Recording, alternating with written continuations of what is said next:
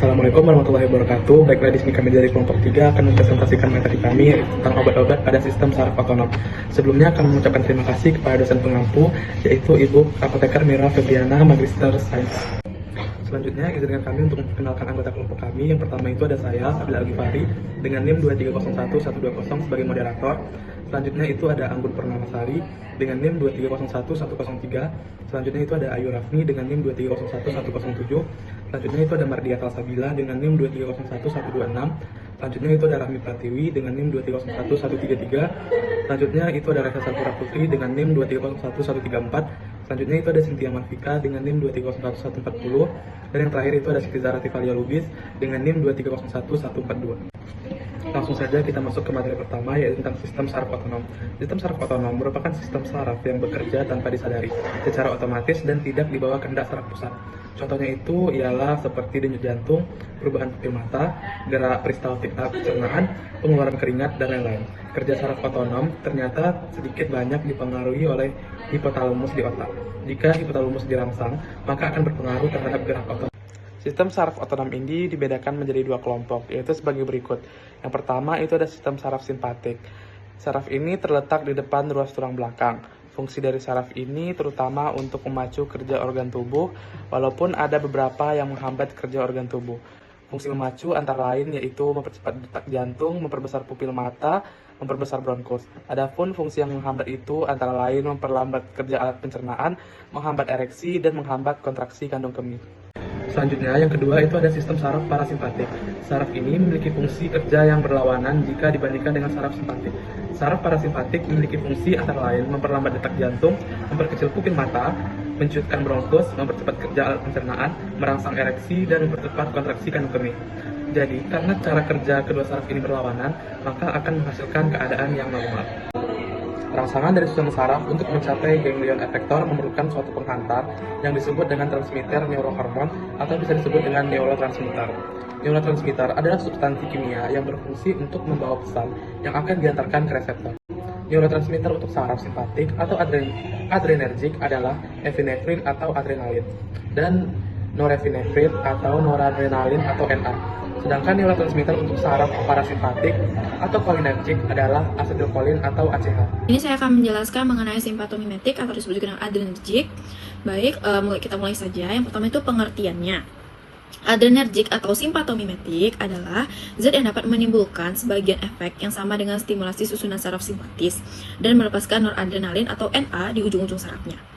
Adrenergic dapat dibagi dalam dua kelompok menurut titik kerjanya di sel-sel efektor dari organ ujung, yakni reseptor alfa dan reseptor beta.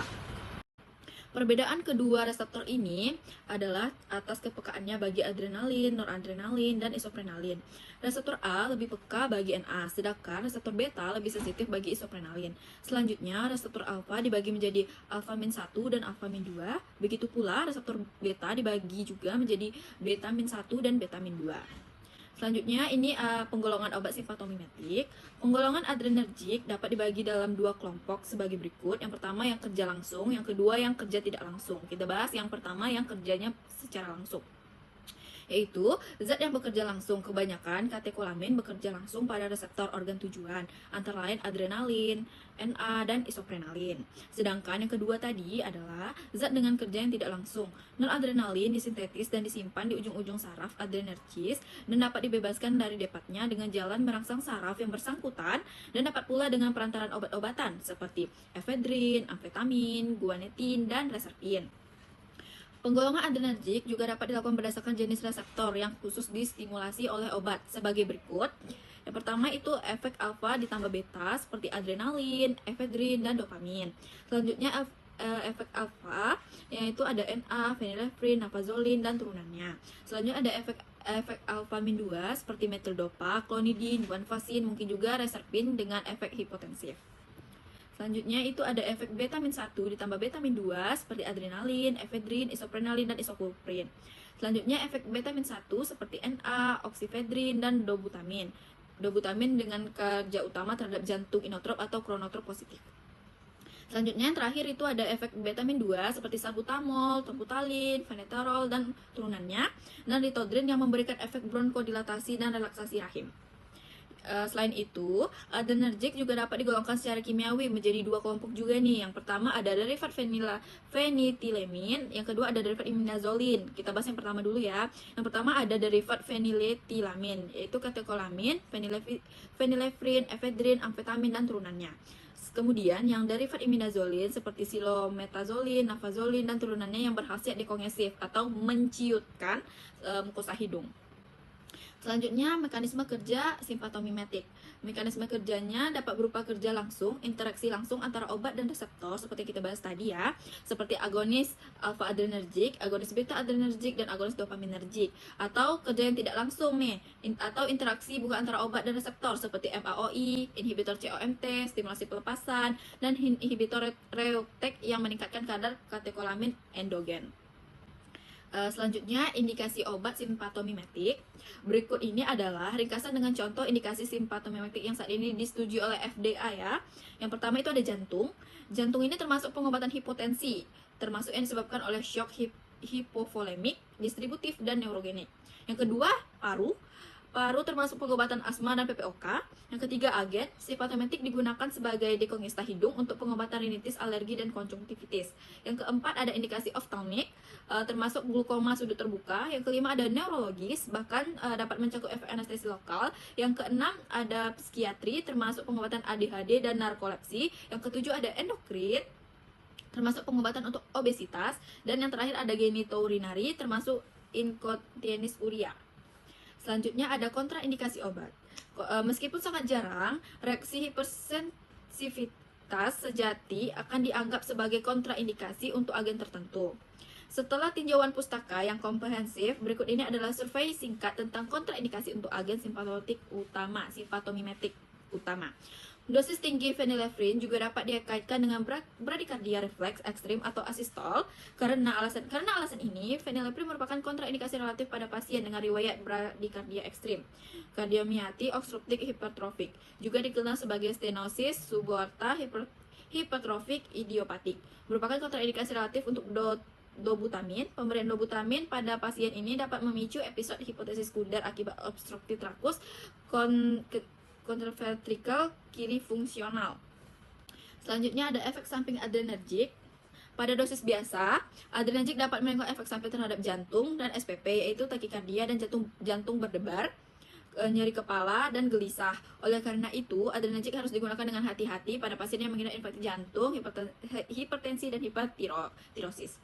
Pada penggunaan yang lama, seperti pada asma, adrenergic dapat meningkatkan takifilaksis, yaitu semacam resistensi yang terjadi dengan pesat bila obat diberikan berulang kali dalam waktu yang singkat. Yang terkenal adalah efedrin dan obat lain yang bekerja tak langsung karena penggunaannya dapat menghabiskan persediaan NA. Selanjutnya ada contoh obat yang beredar. Ini akan dijelaskan oleh teman saya. Simpatomimetik atau adrenergic. Contoh obat yang beredar yang pertama, epinephrine. Efek utamanya terhadap tubuh sebagai berikut. Yang pertama, pada jantung, daya kontraksi diperkuat dan frekuensi ditingkatkan. Pada pembuluh, vasokonstriksi dengan naiknya tekanan darah. Pada pernafasan, bronkodilatasi kuat terutama pada asma. Selanjutnya, pada metabolisme ditingkatkan dengan naiknya konsumsi oksigen. Penggunaannya yang pertama, analeptikum, yaitu obat stimulansi jantung yang aktif sekali pada keadaan darurat seperti kolaps, shock, anafilaksis atau jantung berhenti. Selanjutnya, sangat efektif pada serangan asma akut, tetapi harus diberikan secara injeksi karena jika per oral, epinephrine akan diuraikan oleh asam lambung. Selanjutnya, isoprenalin. Penggunaannya khusus digunakan pada kejang bronkus atau asma dan sebagai stimulan sirkulasi darah. Selanjutnya, efek sampingnya terutama terjadi pada dosis tinggi, berupa efek jantung, takikardia, dan efek sentral seperti gelisah, rasa takut, gemetar, sukar tidur, dan lain-lain. Selanjutnya, orsiprenalin. Khasiat orsiprenalin sama dengan isoprenalin, tetapi mulai kerjanya atau onset lebih lambat. Dengan tersedianya B2 mimetika yang lebih selektif dan aman seperti salbutamol, penggunaan obat ini sudah mulai berkurang.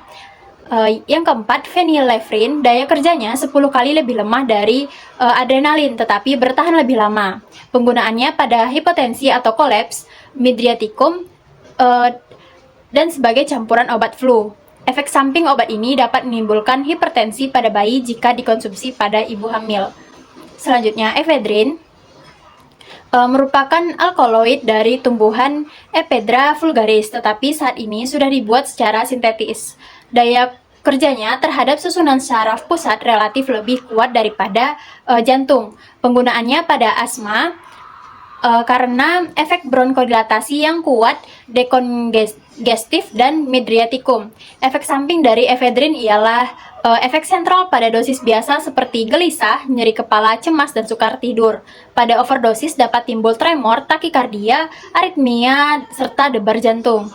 Yang pertama efedrin adalah isomer dextro dari efedrin dengan khasiat sama. Daya bronkodilatasinya lebih lemah, banyak digunakan dalam sediaan obat flu. Yang kedua, fenilpropanolamin adalah derivat tanpa gugus CH pada atom N dengan khasiat menyerupai efedrin. Berdasarkan penelitian, diketahui ada korelasi obat ini dengan kejadian pendarahan otak. Selanjutnya, derivat imidazolin atau oksimetazolin, silometazoline, dan nafazolin. Senyawa ini memiliki efek alpha adrenergis langsung dengan vasokonstriksi tanpa simulasi SSP. Efek sampingnya, bayi dan anak kecil sebaiknya jangan diberikan lama dengan obat ini karena diabsorpsi dari mukosa dengan menimbulkan depresi susunan syaraf pusat. Selanjutnya, amfetamin termasuk psikostimulansia yang menstimulasi susunan saraf pusat, aktivitas fisik, serta meningkatkan mental, kepercayaan diri, dan prestasi. Sebaliknya, rasa kantuk dan keletihan dihilangkan sementara. Di banyak negara, obat ini sudah termasuk golongan narkotika karena dalam pemakaian lama dapat menyebabkan ketergantungan atau adiktif. Simpatolitik atau adrenolitik. Adrenolitik adalah zat yang melawan sebagian atau seluruh aktivitas susunan saraf simpatik. Berdasarkan mekanisme dan titik tangkap kerjanya, adrenolitik dapat dibagi dalam 3 kelompok sebagai berikut. Yang pertama, alpha blocker atau asimpatolitik. Zat ini memblokir reseptor alfa yang banyak terdapat di jaringan otot polos, khususnya dalam pembuluh kulit dan mukosa. Efek utamanya adalah vasodilatasi perifer sehingga banyak digunakan pada hipertensi dan hipertrofi prostat. Sekian penjelasan dari saya. Materi selanjutnya akan dijelaskan oleh rekan saya. Terima kasih. Selanjutnya, simpatolitik atau penggolongan dikenal sebagai 3 jenis X-blocker, yaitu X-blocker non-selektif, ventolamin, dan alkaloid ergot.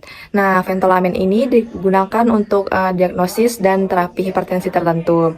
Yang kedua, alkaloid ergot memiliki aktivitas vasokonstriksi yang banyak digunakan untuk serangan imigran, juga dalam kebidanan untuk menghentikan pendarahan setelah persalinan. Setelah itu, beta blocker B simpatolitik. B blocker digunakan untuk gangguan jantung, namun sejak tahun 1980-an obat ini lebih banyak digunakan sebagai antihipertensi. Nah, obat ini dikelompokkan menjadi 2. Yang pertama B-1 blocker selektif dan B1 blocker non-selektif. Nah, selanjutnya mekanisme kerja. Simpatolitik ini adalah obat yang menghambat untuk menurunkan efek dari sistem saraf simpatik dengan menghalangi reseptor adrenergik. Obat ini sering digunakan untuk menurunkan tekanan darah atau mengurangi kecemasan. Contohnya simpatolitik adalah propranolol yang menggunakan beta blocker dan digunakan untuk mengobati hipertensi serta angina. Setelah itu indikasi. Indikasi ini terbagi beberapa kelompok. Yang pertama hipertensi tidak digunakan pengobatan. Setelah itu antikolinesterase yaitu otonia otot polos atau pasca bedah toksik. Saya akan mempresentasikan yaitu mengenai simpatolitik adrenolitik. Yang pertama yaitu ada kontraindikasi. Penggunaan obat simpatolitik harus dihindari pada pasien dengan hipotensi atau bradikardia karena obat ini dapat menurunkan tekanan darah dan denyut jantung lebih lanjut yang bisa berbahaya. Pasien dengan asma juga harus berhati-hati karena beberapa obat simpatolitik dapat menyebabkan bronkokonstriksi. Efek samping yaitu ada pertama asma bronkial dan ulcus peptikul. Kemudian yang kedua ada iskemia jantung atau fibrilasi atrium. Yang ketiga ada toksin, antidotum, atropin, dan epinefrin. Kemudian kita masuk ke atolitik adrenolitik.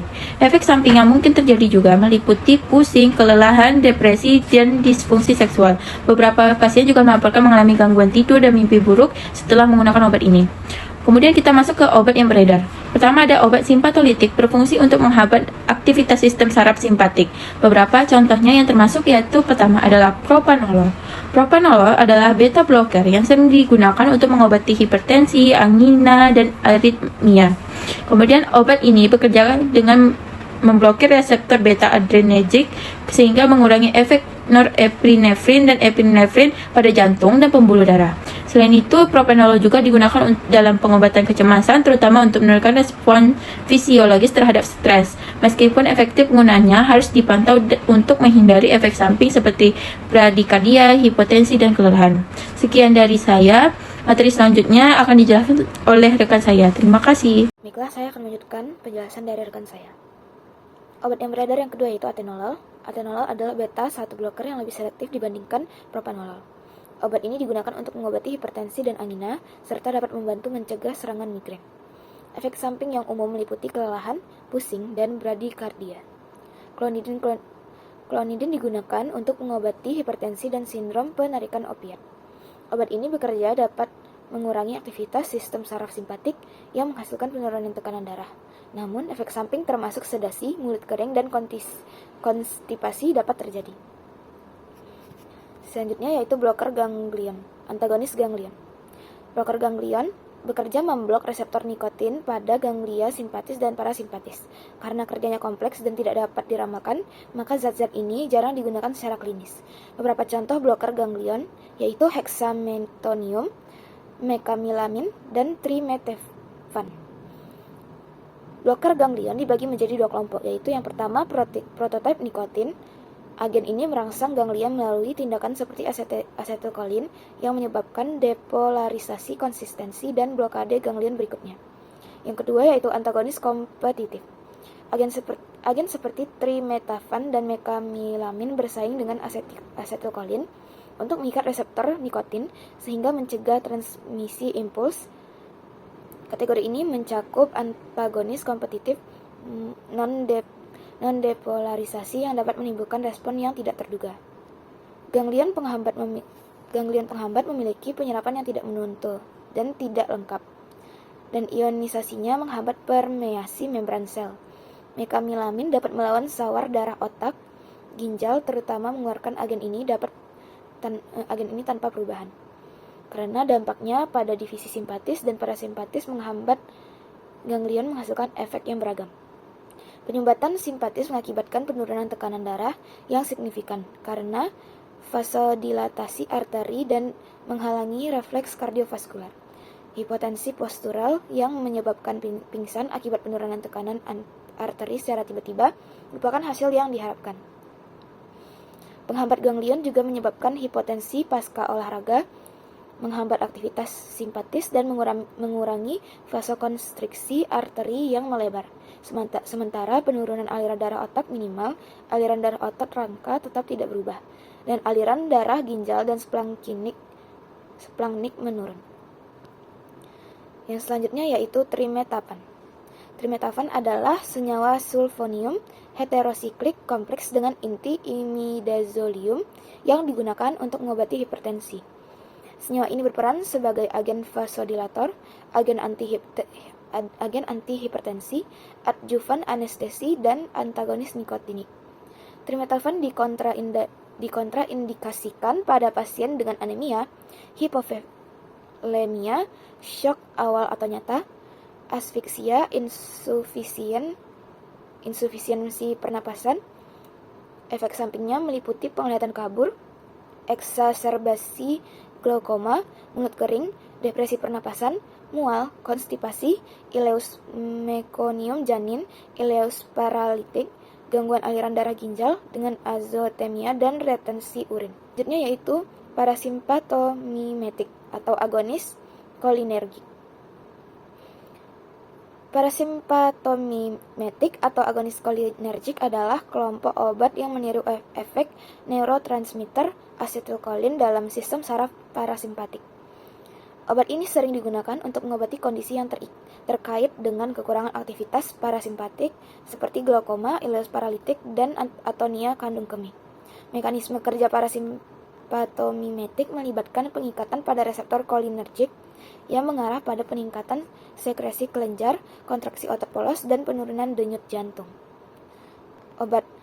Penggolongan obat-obatan berdasarkan sistem saraf otonom. Yang pertama yaitu obat parasimpatis.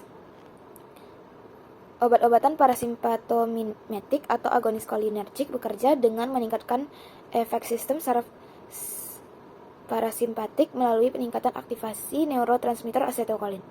Asetilkolin bertanggung jawab untuk mengaktifkan reseptor kolinergik yang ditemukan di berbagai organ seperti jantung, saluran pencernaan, dan paru-paru. Contoh obat parasimpatomimetik adalah pilokarpin yang digunakan untuk mengobati glaukoma dengan meningkatkan aliran cairan di dalam mata, atau neostigmin yang digunakan dalam mengobati gangguan otot tertentu. Mekanisme kerja obat ini adalah dengan meningkatkan kontraksi otot polos dan sekresi kelenjar, sehingga bermanfaat dalam pengobatan gangguan pencernaan atau kandung kemih. Yang selanjutnya yaitu obat ganglia otonom. Parasimpatolitik dapat diberikan pada pasien dengan bronkospasme untuk membuka saluran napas. Penting untuk memperhatikan potensi interaksi obat yang dapat terjadi antara obat yang bekerja pada SSO dan obat lain yang diminum oleh pasien. Misalnya penggunaan berlebihan dari agonis adrenergik seperti epinefrin dapat menyebabkan takikardia atau hipertensi. Sedangkan antagonis kolinergik seperti atropin dapat menyebabkan mulut kering, penglihatan kabur, dan sembelit. Obat-obatan yang mempengaruhi sistem saraf otonom memiliki peran yang sangat penting dalam pengobatan berbagai kondisi medis, mulai dari penyakit kardiovaskular hingga gangguan pernapasan dan pencernaan. Pemahaman yang mendalam tentang mekanisme kerja obat-obatan ini sangat penting bagi tenaga medis dalam memilih terapi yang paling sesuai dengan kebutuhan pasien. Sebagai bagian integral dari perawatan kesehatan, obat-obatan ini harus digunakan dengan bijaksana dan dipantau secara ketat untuk meminimalkan efek samping, serta memastikan efektivitas pengobatan. Sekian dari saya, selanjutnya akan dilanjutkan oleh rekan saya. Selanjutnya yaitu mekanisme kerja obat parasimpamimetik. Obat parasimpatomimetik biasanya bekerja secara langsung maupun tidak langsung, terikat dan mengaktifasi reseptor muskarinik atau nikotinik. Obat yang bekerja secara tidak langsung kerjanya dengan menghambat kerja asetilkolin esterase yang menghidrolisis asetilkolin menjadi kolin dan acetic acid. Obat-obat ini efeknya sebagai penguat dari asetilkolin endogen dan bereaksi terutama ketika asetilkolin dikeluarkan secara fisiologis. Beberapa penghambat kolin esterase bahkan dalam konsentrasi rendah juga menghambat butiril kolin esterase dan penghambatan enzim ini terutama pada konsentrasi tinggi. Bagaimana penghambat kerja butil kolin esterase mempunyai peran kecil pada obat-obat parasimpatomimetik yang bekerja secara tidak langsung karena enzim ini tidak punya peran penting pada kerja asetilkolin secara fisiologis di akhir sinaps. Beberapa penghambat kolin esterase juga mempunyai cara kerja langsung yang sederhana. Misalnya pada kuaterner karbamet seperti neotigmin yang mengaktifkan secara langsung kolinoreseptor nikotinik pada neuromuskuler sebagai tambahan dari penghambat kolin esterase. Indikasi obat parasimpatomimetik. Obat-obat ini bekerja dengan meningkatkan aksi neurotransmitter asetilkolin yang memperlambat denyut jantung, meningkatkan aktivitas pencernaan, dan merangsang sekresi kelenjar tubuh. Salah satu indikasi utama untuk penggunaan obat parasimpatomimetik adalah pengobatan glaukoma. Pada glaukoma, peningkatan tekanan intraokular dapat merusak saraf optik dan menyebabkan kehilangan penglihatan. Obat parasimpatomimetik seperti polikarpin dan dapat menurunkan tekanan intraokular dengan meningkatkan aliran cairan dari mata. Yang kedua, itu obat ini juga diindikasikan untuk retensi urin, suatu kondisi di mana pasien mengalami kesulitan buang air kecil, sehingga seringkali disebabkan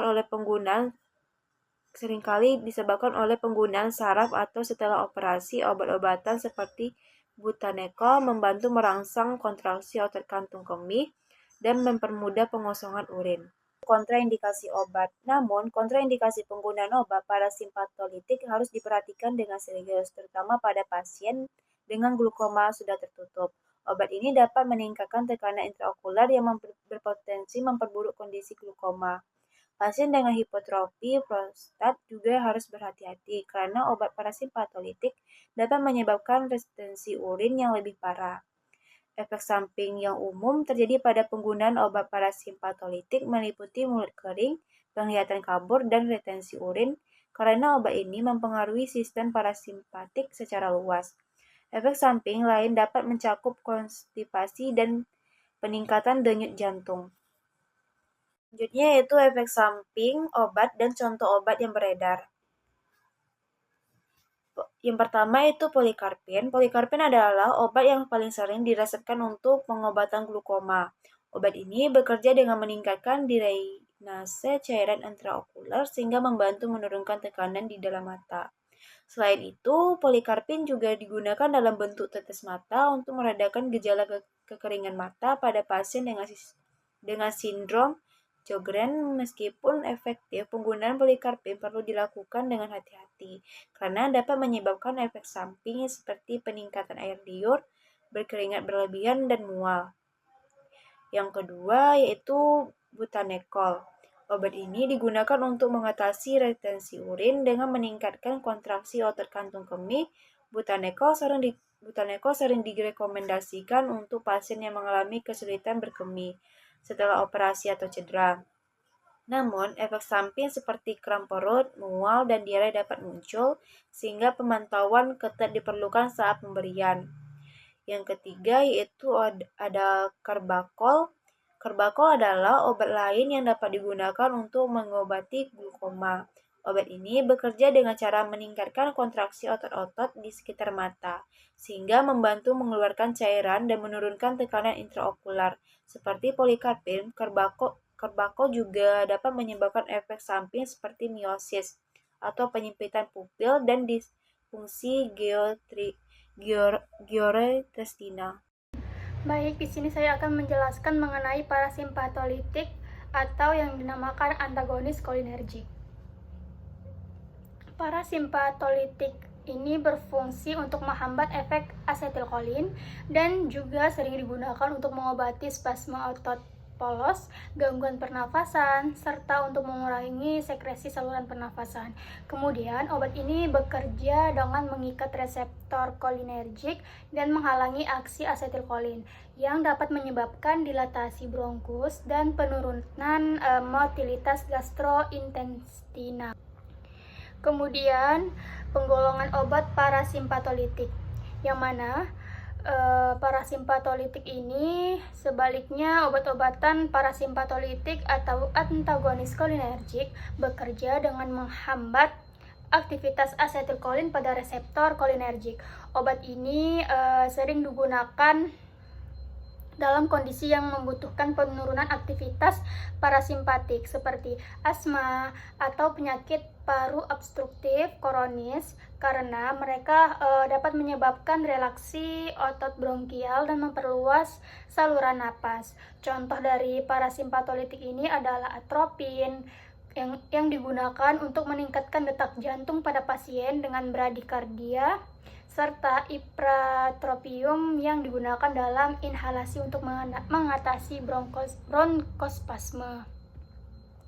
Kemudian pada indikasi obat parasimpatolitik ini bekerja dengan menghambat aktivitas sistem saraf parasimpatik. Obat ini juga sering digunakan untuk mengurangi aktivitas berlebih pada organ-organ yang dipengaruhi oleh saraf parasimpatik. Salah satu indikasi utama penggunaan obat parasimpatolitik ini adalah bradikardia, yaitu kondisi di mana denyut jantung terlalu lambat. Obat seperti atropin bekerja dengan memblokir pengaruh saraf vagus pada jantung, sehingga meningkatkan denyut jantung. Obat parasimpatolitik ini juga sering digunakan untuk mengatasi asma dan PPOK. Karena kemampuannya untuk melebarkan bronkus dan memudahkan pernafasan. Dalam hal ini, ipratropium ini merupakan contoh agen yang sering digunakan sebagai bronkodilator. Lalu ada kontraindikasi obat. Kontraindikasi penggunaan obat parasimpatolitik ini harus diperhatikan dengan serius. Mengapa? Terutama pada pasien dengan glukoma sudah tertutup, karena obat ini dapat meningkatkan tekanan intraokular yang berpotensi memperburuk kondisi glaukoma. Pasien dengan hipertrofi prostat juga harus berhati-hati. Karena apa? Karena obat parasimpatolitik ini dapat menyebabkan retensi urin yang lebih parah. Lalu efek samping yang umum terjadi pada penggunaan obat parasimpatolitik ini meliputi seperti mulut kering, penglihatan kabur, dan retensi urin. Karena obat ini mempengaruhi sistem parasimpatik secara luas. Efek samping lainnya itu mencakup konstipasi dan takikardia atau yang disebut dengan peningkatan denyut jantung. Lalu, efek samping obat dan contoh obat yang beredar. Yang pertama itu ada atropin. Atropin ini terkenal yaitu digunakan untuk mengobati bradikardia, yaitu kondisi detak jantung yang rendah. Dengan memblokir reseptor kolinergik, atropin ini meningkatkan detak jantung dan memperbaiki aliran darah. Selain itu, atropin juga sering digunakan sebelum prosedur bedah untuk melebarkan pupil mata. Namun, efek samping yang umum meliputi yaitu mulutnya kering, penglihatan kabur, dan retensi urin. Lalu yang kedua itu ada skopolamin. Obat ini digunakan untuk mengatasi mual dan muntah, terutama yang berhubungan dengan perjalanan atau anestesi. Skopolamin ini bekerja dengan menghalangi efek asetilkolin di sistem saraf pusat. Efek sampingnya itu termasuk kantuk, mulut kering, kebingungan, terutama pada pasien yang usia lanjut. Lalu yang ketiga itu ada glikopirolat. Glikopirolat ini digunakan untuk mengurangi sekresi saluran pernafasan sebelum anestesi umum. Obat ini juga digunakan dalam pengobatan sindrom hiperhidrosis atau yang dikatakan dengan keringat berlebihan. Seperti obat parasimpatolitik lainnya, glikopirolat ini dapat menyebabkan efek samping seperti mulut kering dan kesulitan berkemih. Baik, itu tadi materi yang dapat kami sampaikan. Saya kembalikan kepada moderator. Terima kasih. Selanjutnya itu kesimpulan. Obat-obatan yang mempengaruhi sistem saraf otonom itu memiliki peran penting dalam praktik klinis dengan penggolongan yang jelas dan mekanisme kerja yang spesifik. Setiap golongan seperti parasimpatomimetik, parasimpatolitik, simpatomimetik, dan simpatolitik memiliki indikasi, kontraindikasi, dan efek samping yang perlu diperhatikan. Penting bagi tenaga medis untuk selalu memperbarui pengetahuannya tentang perkembangan farmakologi, melakukan pelatihan berkelanjutan, dan bekerja sama dengan profesional kesehatan lain untuk memberikan informasi yang komprehensif kepada pasien. Komunikasi yang baik antara tenaga medis dan pasien juga esensial untuk keberhasilan terapi dan kepuasan pasien. Baiklah, sekian presentasi dari kelompok kami. Mohon maaf atas segala kekurangannya. Kami akhiri. Wassalamualaikum warahmatullahi wabarakatuh.